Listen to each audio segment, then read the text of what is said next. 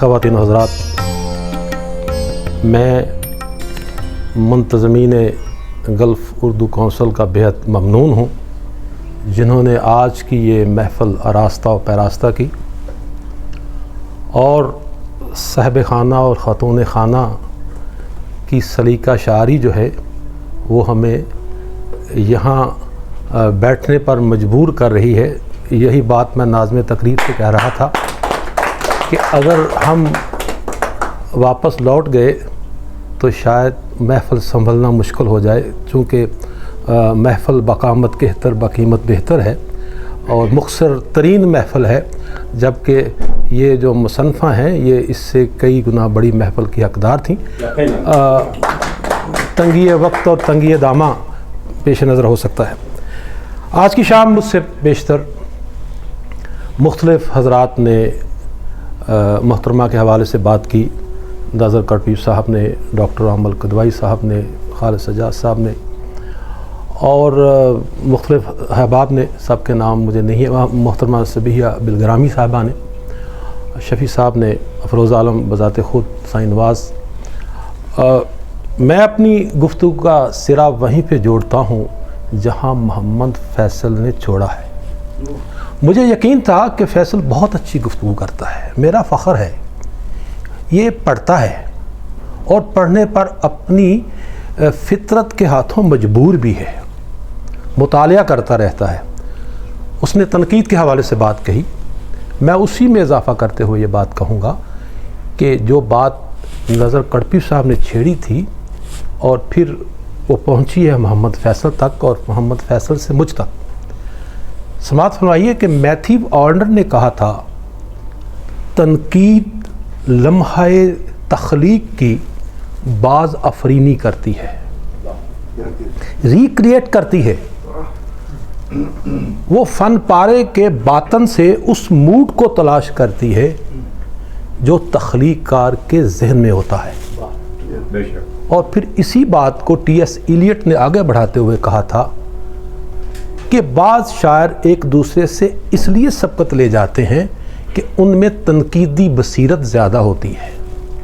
تو اس حوالے سے پہلا نقاد تخلیق کار خود ہوتا ہے۔ ٹھیک ہے، تو یہ باتیں میں نے سخن گسترانہ کہی ہیں، میرے مکتے میں پڑھی تھیں۔ تو آج کی کتاب کے حوالے سے میں بات آگے چلاؤں گا، اور میری خواہش تھی کہ میں جہاں محمد فیصل نے چھوڑا ہے میں وہاں سے آگے چلوں۔ بہرحال کتاب ایک ظریفانہ مضامین کا مجموعہ ہے، اور محفل کی سنجیدگی جو ہے وہ میرے لیے سوالیہ نشان بنی رہی ہے۔ میں نے کچھ چیزیں، کتاب ساری تو میں نہیں پڑھ سکا، میں نے پہلے اس کے 4 مضامین محترمہ پڑھے ہیں، اور ان 4 مضامین کو پڑھنے کے بعد جو کہوں گا سچ کہوں گا، سچ کے سوا کچھ نہیں کہوں گا، اس لیے میں حلف دے رہا ہوں۔ یہ مختصر ترین مقالہ آپ تھوڑا سماعت فرمائیے۔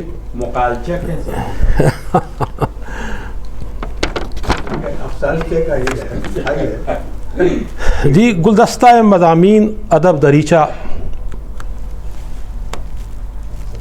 محترمہ میمونہ علی چوغلے کا نثری ادب پارہ ادب دریچہ اہل ذوق کے لیے جلوہ افروز ہے، جو کہ موصوفہ کے بیشتر متفرق ظریفانہ مضامین کا مقدور بر احاطہ ہے اور سخن پروری کی ایک سند بھی۔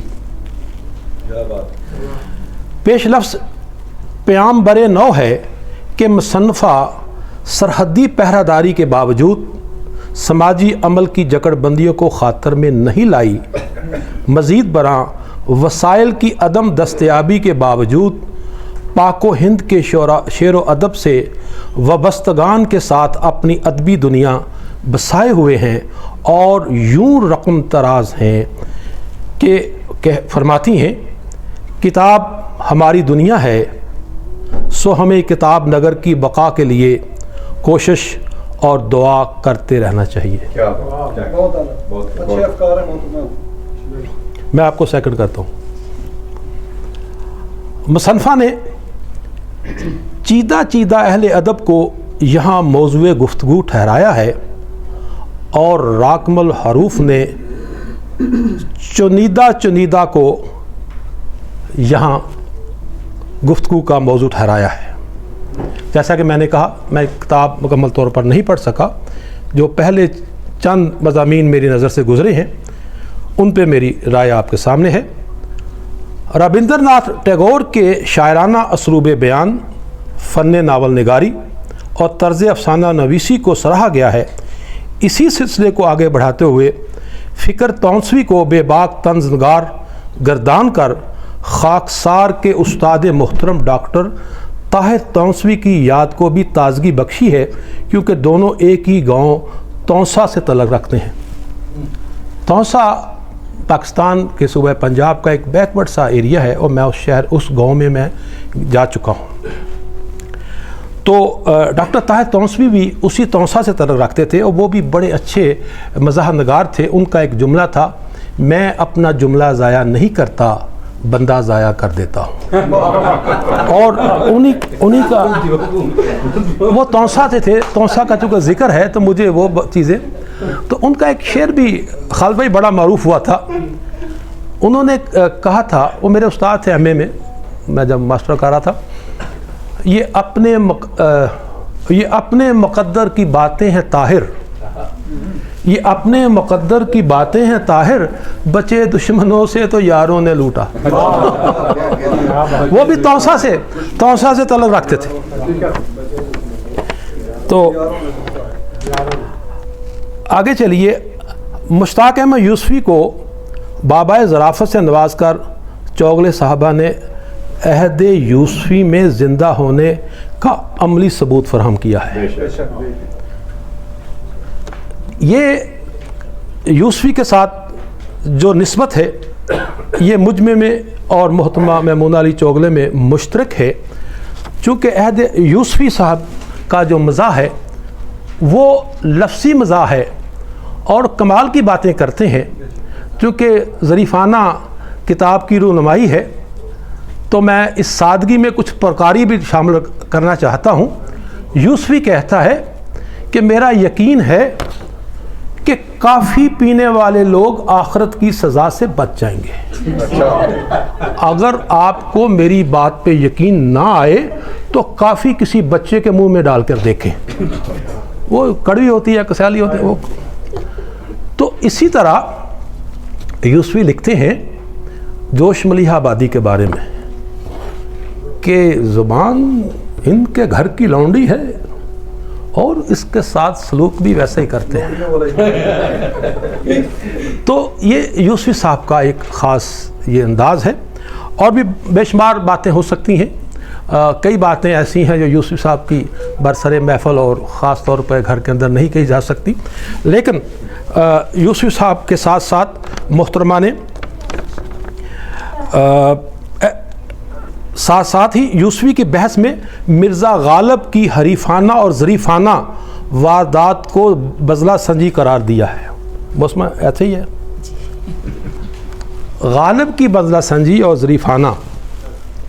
غالب کا ایک نفسیاتی مسئلہ یہ تھا، غالب کو تعزیت کرنا نہیں آتی تھی، بہت انٹیلیجنٹ تھا، بڑا ذہین و فطین تھا، فطانت پہ پہنچا ہوا تھا۔ حسن اتفاق ہے کہ ہماری محفل میں سردار صاحب بیٹھے ہوئے ہیں۔ غالب کے ایک دوست تھے امراؤ سنگھ، سردار صاحب اللہ تعالیٰ آپ کو حیاتی دے، زندگی دے، آپ کی نصف بہتر کو بھی۔ ان کے جو دوست تھے امراؤ سنگھ، 2 بار ان کی بیوی مر چکی تھی۔ پہلی شادی کی بیوی اللہ کو پیاری ہو گئی، اتفاق، دوسری وہ بھی اللہ کو پیاری ہو گئی۔ غالب نے اس کے نام پہ ایک تعزیت نامہ لکھا تھا۔ غالب کہتا ہے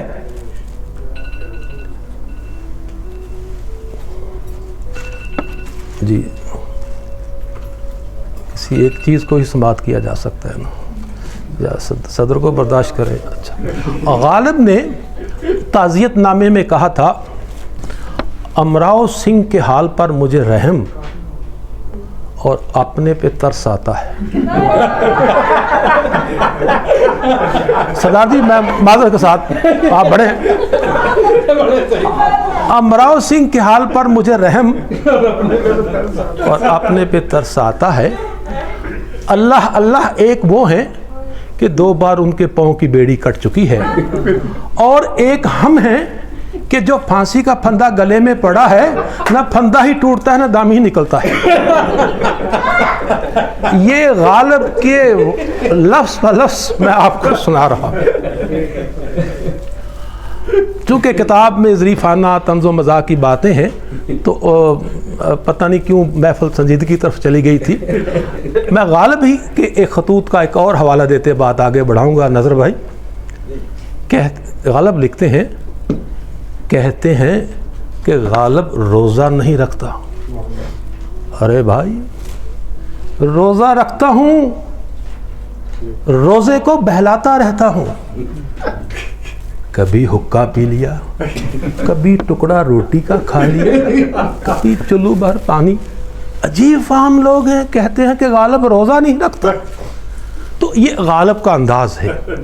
پھر وہ بڑے معروف ہیں کہ مغل بچے بھی عجیب ہوتے ہیں، جس پہ مرتے ہیں اس کو مار رکھتے ہیں. غالب کے اور تعزیت نامے. بہرحال میں کسی نے ان سے پوچھا، مشورہ پوچھا، تو اس نے کہا کہ بھائی میں تمہارا دل دادا ہوں، دادا نہیں ہوں. تو جب ایک عرصہ سے غالب کے شاگرد پیشہ جو اس کے دوست تھے سکندر آباد کے رہنے والے، ان کا خط نہ آیا تو غالب نے ان کو خط لکھا کہ کیوں بھائی، کیا کوئی نیا آئین جاری ہوا ہے کہ سکندر آباد کے رہنے والے دہلی کے خاک نشینوں کو خط نہ لکھیں؟ اگر ایسا ہوتا تو یہاں بھی اشتہار ہو جاتا. تو غالب کا یہ اسلوب نگارش ہے، انداز ہے. میں آپ کا زیادہ وقت نہیں لینا چاہ رہا. بہرحال بات چلی تھی یوسف کی بحث میں مرزا غالب کی حریفانہ اور ظریفانہ واردات کو بزلہ سنجی قرار دیا گیا ہے، اور محترمہ نے بجا فرمایا ہے کہ تقسیم سے قبل اور ما بعد اردو ڈرامہ وہ منصب نہیں پا سکا جو مغرب کا ترائے امتیاز ہے. شاید اس کے اسباب میں فلم انڈسٹری، عوامی ذوق اور حوث مال و زر ہو. ٹھیک ہے محترمہ. ہمارے ہاں اچھے ڈرامے بھی لکھے گئے ہیں، لیکن حوث مال و زر نے سب کی لٹیا ڈبو رکھی ہے.